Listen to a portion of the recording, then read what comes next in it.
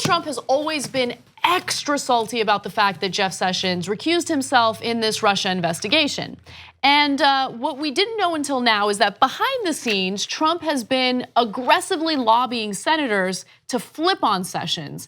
And guess what? It's working. According to a report by Politico, the willingness of Republican senators to turn on Attorney General Jeff Sessions is the result of a furious lobbying campaign from Trump, who for the past 10 days has been venting his anger at Sessions to any senator who will listen. So Politico actually spoke to Senate aides, and they leaked some pretty fascinating information. Judiciary Chairman Chuck Grassley and South Carolina's Lindsey Graham have been irritated by Sessions' opposition to criminal justice reform bill they support, and that's according to interviews with more than a half dozen congressional GOP aides. So without further ado, I want to provide some evidence of these lawmakers flipping on Jeff Sessions. I give you Exhibit A, Lindsey Graham talking about Sessions in an interview. Take a look. I hope they can repair these problems, but I don't see that happening anytime soon.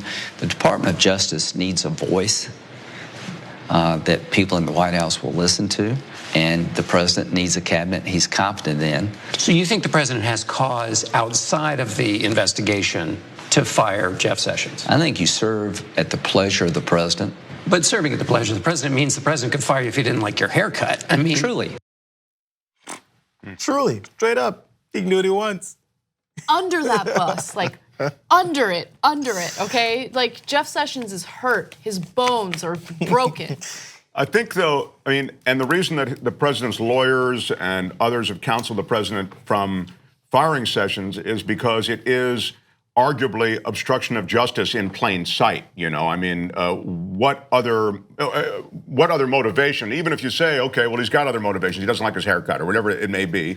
If you go with the Lindsey Graham yardstick, but still. So, but at the same time, sir, there is an investigation going on behalf of the Justice Department, which is involved in your administration and the election, actually perhaps having some connection to the Russians and some sort of conspiracy involving those around you. So point being, this would be a firing of Sessions. It could be that obstruction of justice in plain sight, although it seems as though in this new Washington, nothing matters. It's amazing. So, okay, for the sake of this conversation, let's just take Russia out of it, okay? Because for some reason that continues to be a ridiculously divisive topic, even for progressives. So let's take it out, Just focus on what Lindsey Graham said in that statement. He says that the Attorney General should serve at Trump's pleasure. No, but that's not the role of the Attorney General. I mean, if you believe in an authoritarian leader, then have at it, like that is what you'd want. But no, the Attorney General is not there to be Donald Trump's personal protector, personal like butler, whatever it is. Like he's not there to serve at the president's pleasure. Are you crazy? You think that's okay? How pathetic and sad is that? He's there to serve at the president's pleasure, and the president can think, hey, this guy isn't doing his job as far as legally to protect the country. So he go, you know, this guy isn't really doing his job for the country. I can get rid of him, not just for yourself. Yeah, exactly. So Lindsey Graham is advocating for the president to have the ability to fire someone if they are not serving the president at his pleasure. And then the very end of that, the tail end of that clip, that means the president can fire someone for not liking his haircut. But truly, that's your response? Or his apparently stupid Southern accent. That's, by the way, yes, mention that, because that's relevant. That's relevant for Trump's base, by the way. Trump apparently can't stand Jeff Sessions' Southern accent.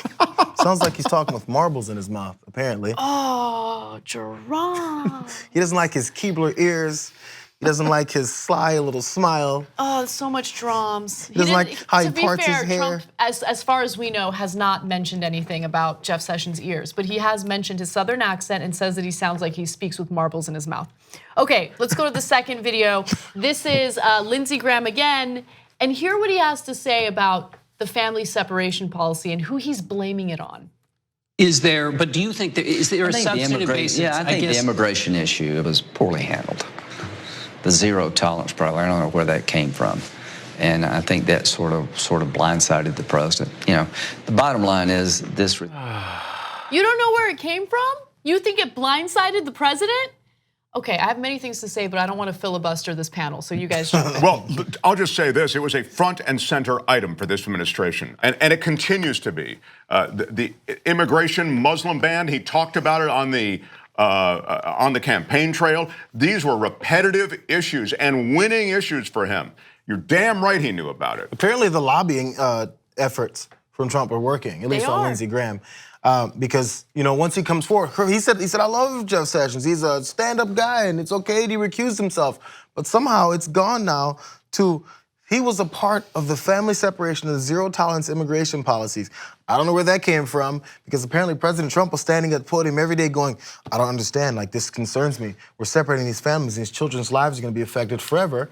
In fact, creating people who hate America because of the disaster we've done to their families, simply for many of them, trying to get away from a more disastrous situation. Yeah. And Trump was actually, he was on TV, I think I saw him shed a couple tears. He was worried, he goes, I'm blindsided. I don't know where this came from. I have no control over what happens within this administration. No one listens to me.